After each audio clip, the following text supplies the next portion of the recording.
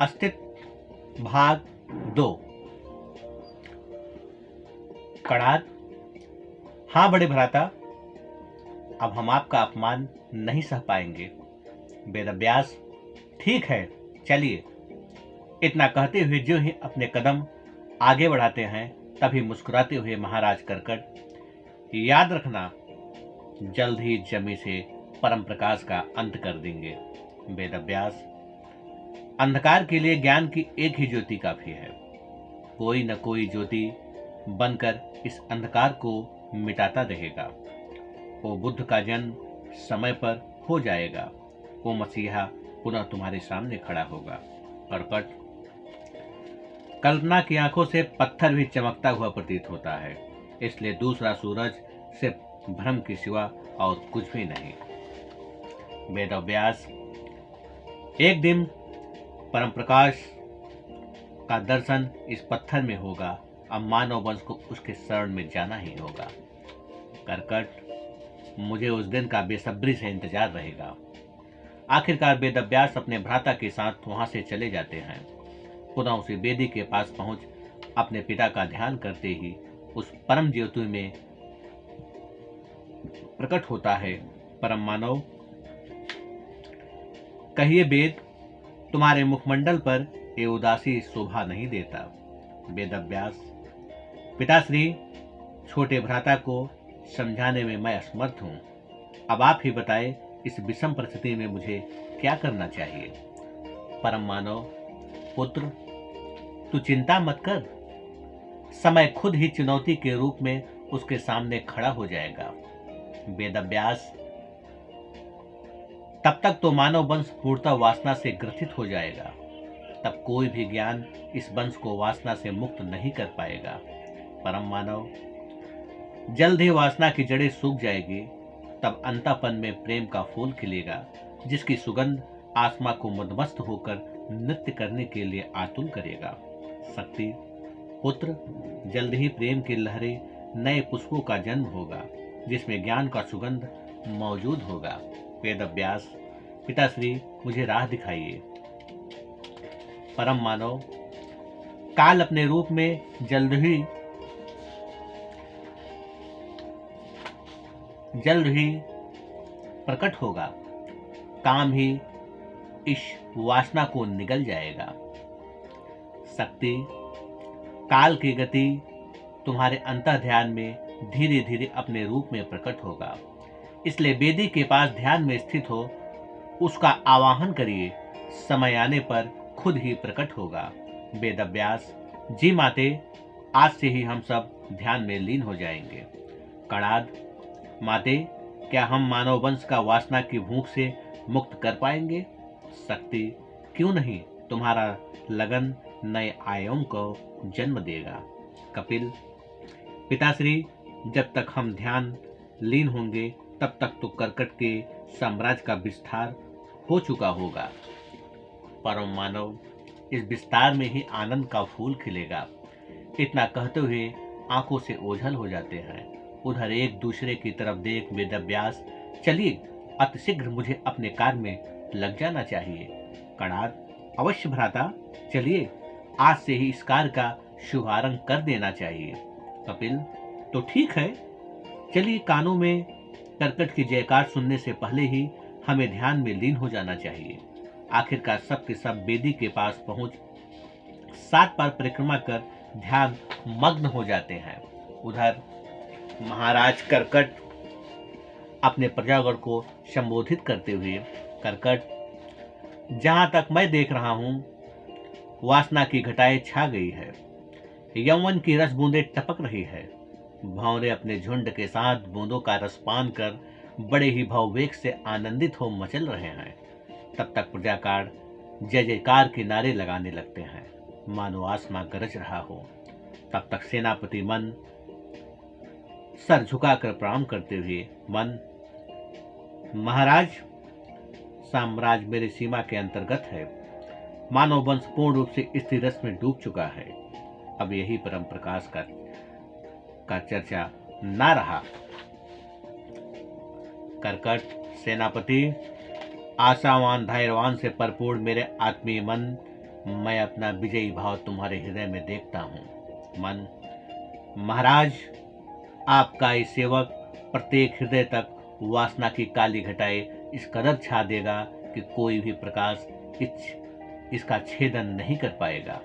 कर्कट, सेनापति, मेरे प्राण से भी बढ़कर हृदयस्थ मन प्रिय है, जो सदैव मेरा रक्षक बन मेरे साथ चलता है।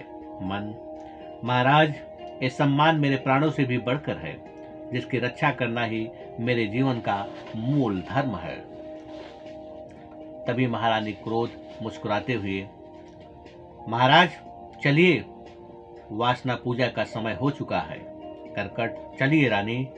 आखिरकार सभा स्थगन कर सीधे अपनी रानी के साथ निर्वस्त्र हो जमी के नीचे स्थित वेदी के पास पहुंचते हैं। महाराज के सिवा अन्य कोई भी वासना द्वार के पास नहीं जा सकता। जैसे ही महाराज अपनी रानी के साथ उस वेदी के पास पहुंचते हैं, अपनी रानी के साथ वेदी का परिक्रमा कर आवाहन करते हैं। कर्कट, आए वासना देवी, प्रकट हो। सारा जहां वासना की प्यासी है, अतः इस प्यास से मुक्त करने की कृपा करे। अंत मुस्कुराते हुए वासना देवी वेदी से प्रकट होती है। वासना देवी, कहिए कर्कट, तुम पर तो वासना की बरसात सदैव हो रही है, फिर तो प्यास होने का अर्थ ही नहीं। कर्कट, अब भी प्रत्येक हृदय में वासना की पूर्ण तत्व को नहीं देख रहा हूं। मुझे सदैव एक अनजाना डर सा लगा रहता है, कहीं वासना का समागम कम न होने पाए। वासना देवी, तू चिंता मत कर, वासना पूरी तरह मानव वंश को घेर चुका है।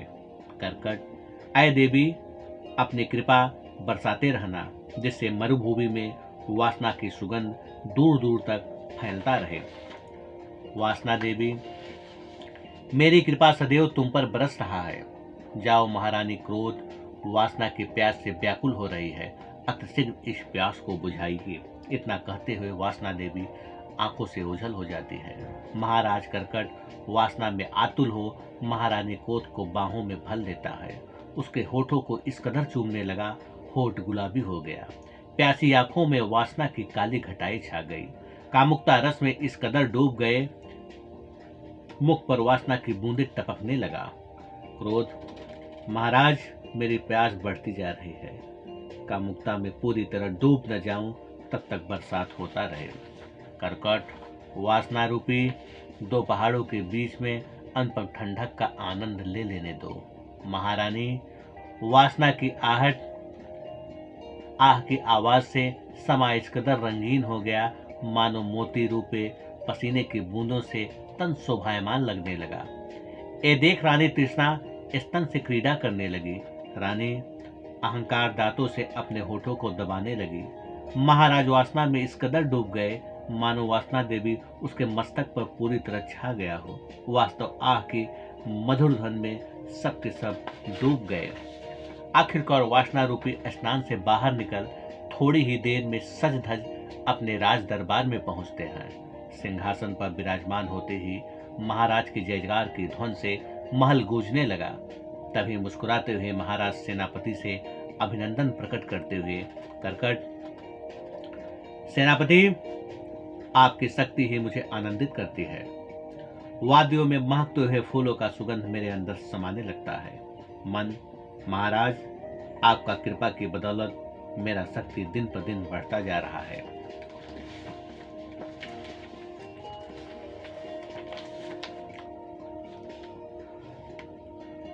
तभी मंत्री इच्छा की तरफ देख, महाराज कर्कट, कहिए मंत्री इच्छा, तुम्हारी इच्छाओं को समझना मानो हवाओं में शब्द लिखने की भांति है। इच्छा, महाराज, तभी तो सोच समझ कर ही इच्छा रस आपके अंतः मन में पहुंचाते हैं। कर्कट, ये रस सदैव हमारे रगों में दौड़ रहा है।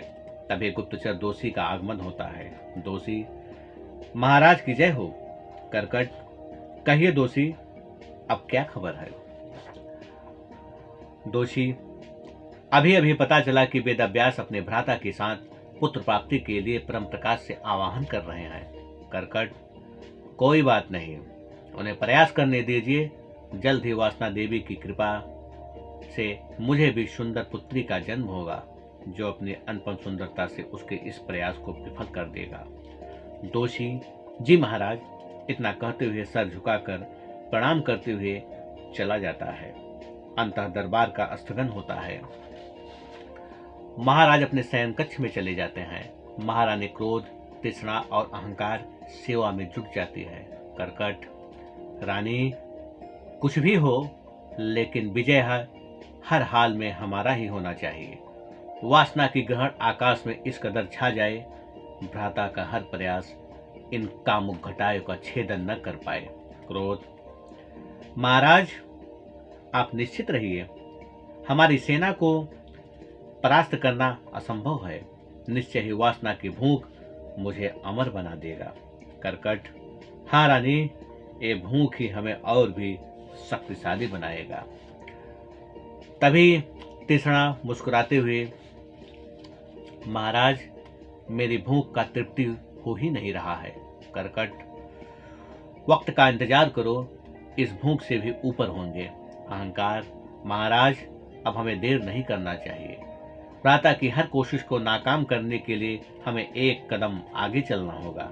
कर्कट, निश्चय ही हम एक कदम आगे होंगे, उन्हें कोशिश करने दीजिए। क्रोध, वासना की अंधेरी रात अपने आगोश में पूरी तरह खिल रहा है। चलिए वासना देवी के लिप्सा का समय हो चुका है। कर्कट, चलिए अतिशीघ्र वासना देवी के पास। अतिशीघ्र सब के सब वासना देवी के पास पहुंच 3 बार परिक्रमा कर महाराज आवाहन करते हुए, कर्कट, आए वासना देवी, प्रकट हो। आपका परम सेवक राह देख रहा है। आखिरकार पुनः वासना देवी बेदी से प्रकट होती है। सर झुकाकर सबके सम प्रणाम करते हैं। तभी महाराज को पुनः मायूस देख वासना देवी, कहिए वत्स, पुनः तुम्हारे आंखों में उदासी देख मानो समुद्र का जल सूख गया हो। कर्कट, आय देवी, अभी अभी पता चला है मेरा ज्येष्ठ भ्राता मेरा साम्राज्य समाप्त करने के लिए कोई खास योजना बना रहा है। वासना देवी, मुझे पता है पुत्र, प्राप्ति हो परम पिता से आवाहन कर रहे हैं, पर तू तनिक भी चिंता मत कर, जल्द ही मेरी कृपा से तेरे आंगन में खुशियां नाचेगी। कर्कट, आपकी कृपा से पुनः मेरे दुखों का अंत हुआ, मुझे इस चिंता से मुक्ति मिला। अब तो इंतजार है उस क्षण का जब पूरी सृष्टि में एक आपकी ही आराधना से मानव वंश का अंतःमन वासना रस से भर जाएगा। वासना देवी, वक्त का इंतजार कर, मानव वंश में मैं पूरी तरह छा जाऊंगी। इतना कहते हुए देवी आलोक हो जाती है। आखिरकार महाराज मुस्कुराते हुए रानियों से वासना क्रीड़ा में आतुल हो। कर्कट, रानी, तुम्हारी काया के सामने आकाश भी छोटा है। मेरे नयन नग्न स्वरूप को देख मानो एक काया मेरे अंतःमन में पूरी तरह समा वासना नदी में एक साथ डुबकी ले रहे हो। क्रोध, महाराज, तुम्हारे होठों के रगड़ से चांद का रंग गुलाबी होने के लिए बेताब है। कर्कट, मेरे अंतःमन का चांद पूरी तरह गुलाबी हो आकाश में अपनी छटा बिखेर रहा है। इतना कहते हुए रानी क्रोध को अपने बाहों में भर लेता है। ये देख रानी तृष्णा और अहंकार भी आतुल हो। तृष्णा, महाराज, ये 2 भार मुझे झुकने के लिए मजबूर कर रहा है, अब ज्यादा देर मैं खड़ी नहीं हो पाऊंगी। तभी एक लंबी सांस लेते हुए अहंकार, मेरे भी होठ सूखे जा रहे हैं, इसकी प्यास बढ़ती जा रही है, अब मेरे अंतःमन नहीं रोक पा रहे हूं, मेरे मुख जल की तरफ दौड़ लगाने के लिए आतुर हो चुके हैं।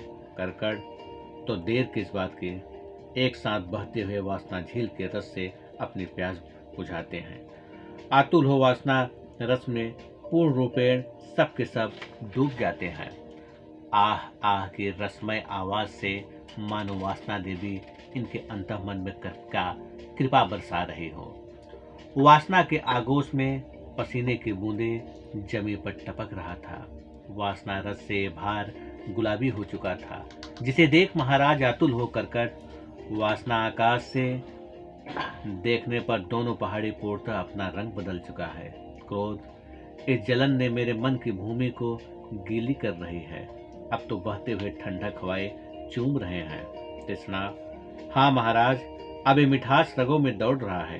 तभी रानी अहंकार मुस्कुराते हुए, अहंकार होठों का दर्द मानो जल की प्रवाह से पूर्णतः मन खिल गया हो। तभी महाराज मुस्कुराते हुए पुनः सज धज अपने सभा में पहुंचते हैं। जैसे ही सिंहासन पर आरूढ़ होते हैं, जयकार की गूंज से महल के द्वार खुलने व बंद होने लगते हैं। तभी द्वारपाल राह दरबार में पहुंच राह, महाराज की जय हो। करकट, कहिए द्वारपाल, क्या खबर है। राह, महाराज, कोई याचक आपसे मिलने के लिए द्वार पर काफी देर से खड़ा है। करकट, जाओ उसे ससम्मान ले आइए। राह, जी महाराज। आखिरकार याचक दरबार में पहुंच सर झुकाकर प्रणाम करते हुए, महाराज, मैं मूर्तिकार अय्यासी हूं। ए नग्न मूर्ति को स्वीकार कर मुझे अपना आशीर्वाद दीजिए। करकट, अरे वाह, तुम्हारा कलाकारी लाजवाब है। सबसे ज्यादा मुझे रास आया, स्त्री अपनी दाईं हाथ से अपने स्तन को पकड़े हुए है और बायां हाथ कमर पर है। होठ खुला हुआ है, आंखें वासना की प्यासी है। इसका थोड़ा सा झुकाव मानो समंदर की गहराई नाप रहा हो। राह, महाराज, आपको इतना पसंद है, ये मेरे लिए स्वर्णिम उपलब्धि है। करकट, आज से तुम भी मेरी सभा के विशेष सदस्य हो। इतना सुनते ही सर झुकाकर प्रणाम करते हुए पुनः महाराज के जय जयकार की ध्वन से सभा मानो बरसात की गरज से जमी थम सी गई हो। तभी सेवक स्थगित सभा में पहुंच सर झुकाकर प्रणाम करते हुए, करकट, कहिए स्थगित, क्या बात है, सब कुछ खैरियत तो है। स्थगित, महाराज, महारानी को अचानक उल्टी शुरू हो गया है। इतना सुनते ही महाराज भागते हुए सीधे महारानी के पास पहुंचते हैं। करकट, रानी, अब तबीयत कैसा है। तभी महाराज को सांत्वना देते हुए दाई अवसर, महाराज, चिंता की कोई बात नहीं है। रानी क्रोध मां बनने वाली है। इतना सुनते ही मुस्कुराते हुए महाराज रानी की तरफ देख, करकट, रानी, वासना देवी का आशीर्वाद जल्द ही आपके कोख में जन्म लेने वाला है। अब वक्त आ गया है, जगत इस फूल की सुगंध पूर्ण रूपे फैल जाएगा। विजय की हवाओं का रुख पूरी तरह हमारी तरफ मुड़ जाएगा। क्रोध, फूलों का हार आपकी शोभा बढ़ाने के लिए बेताब है। इतना सुनते ही महाराज करकट रानी क्रोध को गले लगा लेते हैं, मानो आसमां श्रृंगार करने के लिए जमी पर उतर आया हो।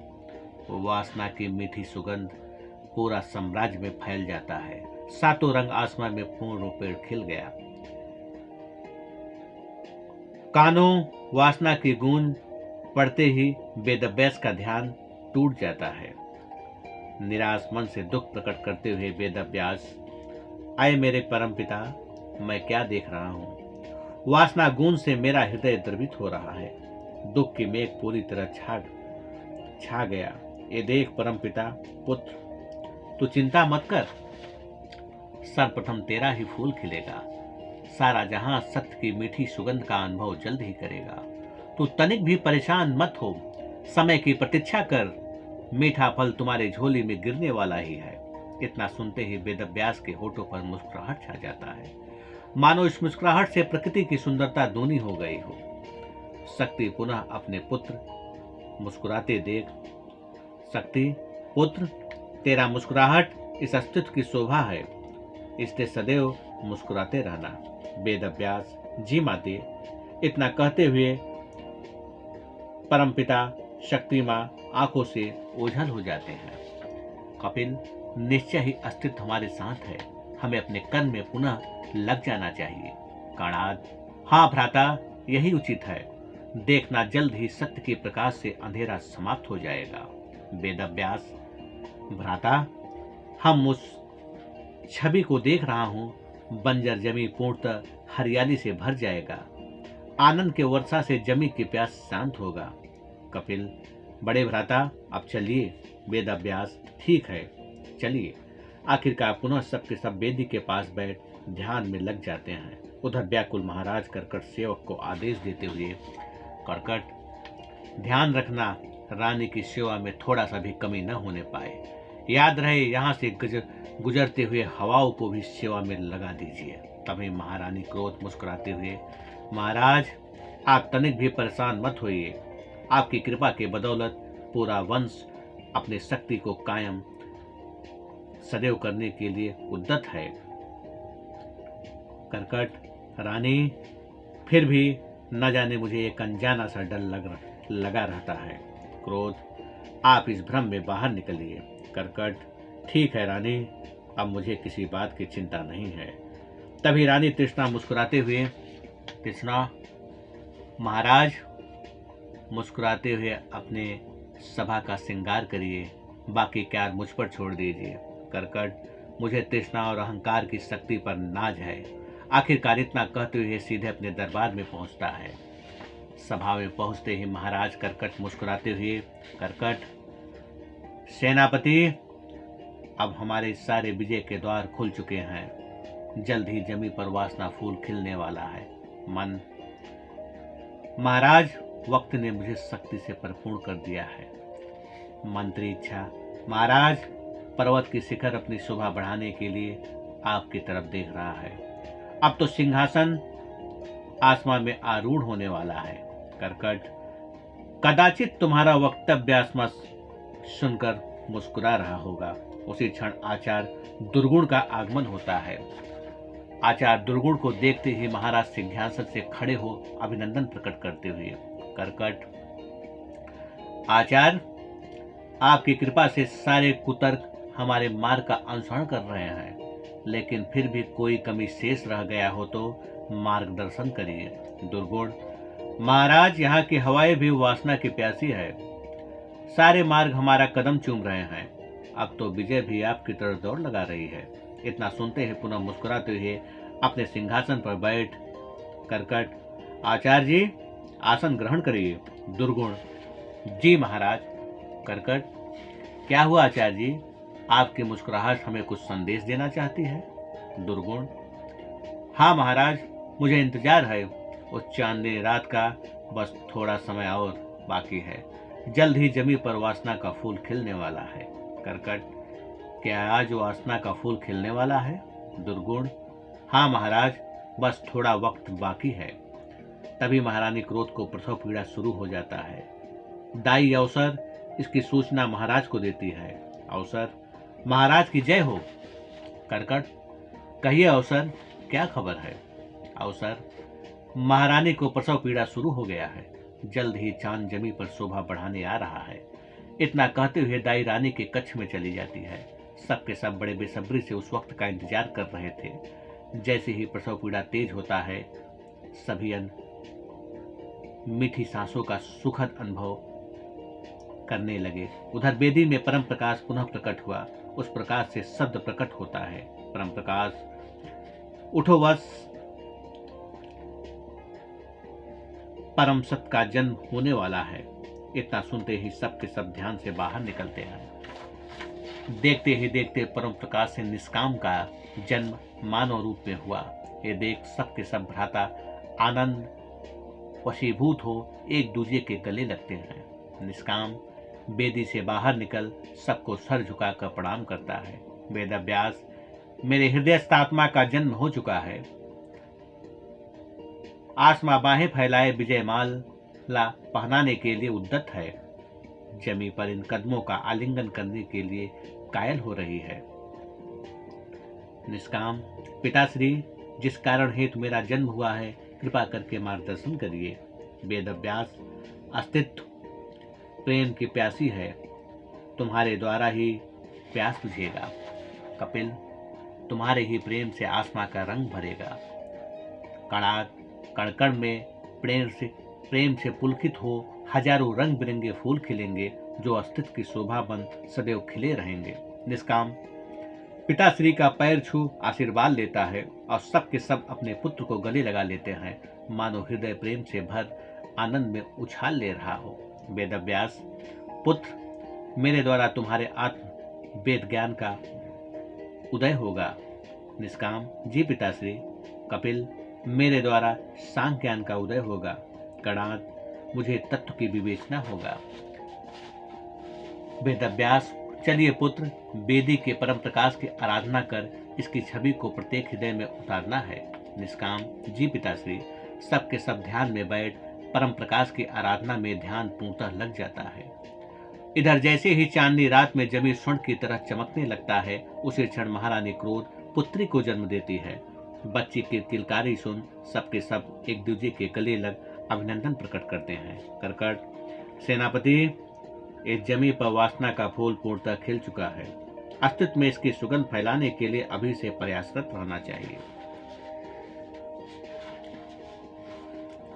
मन, महाराज, मानव वंश पूर्णतः मेरे बस में रहेगा।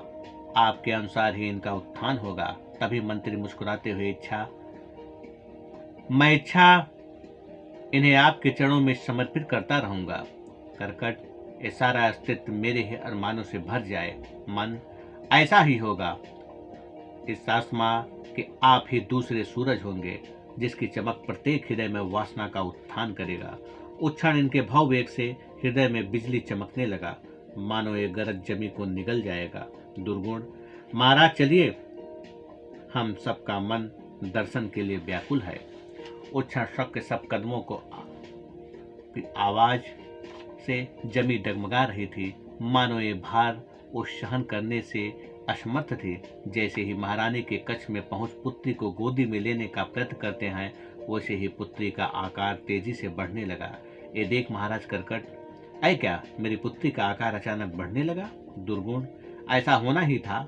आपका तेज तत्क्षण अपना पूर्ण रूप लेकर ही रहेगा। आखिरकार देखते ही पुत्री यौवन के आगोश में इस कदर चली जाती है जैसे हिमालय आकाश को चूमने के लिए उद्यत हो। तभी महाराज आतुलवश पुत्री को गले लगा। कर्कट, पुत्री, आज मेरे मन में मेघ बरस रहा है। आसमां मेरी झोली में समा गया है। इस चांद से जमी की सुंदरता दूनी हो गई है।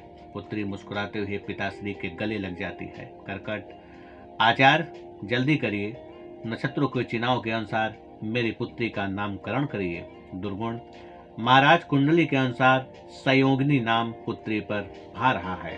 कर्कट, संयोगिनी तुम्हारे तेज से मेरे साम्राज्य का उत्थान निरंतर बढ़ता जाएगा। संयोगिनी, पिताश्री आप निश्चित रहिए, सारा संयोग आपके साथ है। कण कण में आपकी ही छवि व्यक्त होगी। दुर्गुण, चलिए वासना देवी से आशीर्वाद ले, जमी को वासना की सुंदरता से रंग दे।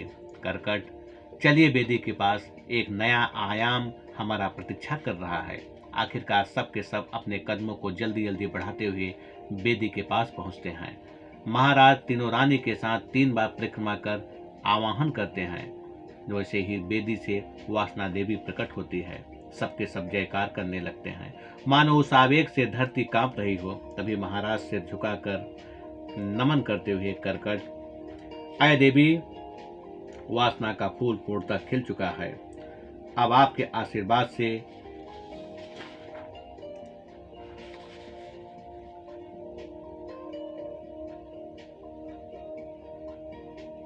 वासना की हजारों फूल खिलेगा। अब आसमां में सर झुका जमी की तरफ देख रहा है। तेज चलती हुई हवाएं भी आपकी इच्छा के अनुसार चलना चाहती है। अब आप ही अपने कृपा से मेरे समाज का मार्गदर्शन करिए। वासना देवी, उठो वश, अपनी आंखें खोलो। सारा आसमां तेरी आंखों में समाया हुआ है। मेरी सुंदरता की प्रतिरूप संयोगिनी तुम्हारे साथ है। अब तो वासना का बसेरा होगा। पुनः सबके सब भाव विभोर हो एक दूसरे के गले लग अभिनंदन प्रकट करने लगते हैं। उस क्षण मुस्कुराते हुए वासना देवी आंखों से ओझल हो जाती है। दुर्गुण, महाराज, मन की सारी इच्छाएं आपका ही अनुसरण कर रही है। अब तो मेघ भी बरसने के लिए आपसे इजाजत मांग रहा है। कर्कट, सेनापति, ऐसा होना ही था। जहां मन, इच्छा, क्रोध और तृष्णा और अहंकार शम आचार दुर्गुण मेरे साथ खड़े हो, तो भला अस्तित्व में ऐसा कौन सी शक्ति है जो मेरा सामना कर सके। इतना कहते हुए सोम रस का प्याला ले सबके सब रसपान करते हैं। इधर वेदव्यास परम ध्यान से बाहर निकल अपने पुत्र को दीक्षा देते हैं। वेदव्यास निष्काम हम सम परम प्रकाश के स्वरूप हैं। सारा अस्तित्व उन्हीं का स्वरूप है। उस परम की गूंज कण कण में व्याप्त है। सभी ज्ञानी उसकी छाया मात्र हैं। इसलिए अपने स्वरूप में स्थित अच्छे आनंद का अनुभव करिए। निष्काम पिताश्री अपने स्वरूप में स्थित होने पर अस्तित्व की कर्ता धर्ता होता है। शम मैं कारण मात्र रह जाता हूँ। वेदव्यास हाँ परम प्रकाश को विदित करने के बाद ज्ञान और अज्ञान दोनों ही छूट जाते हैं। शरीर होते हुए भी उसी क्षण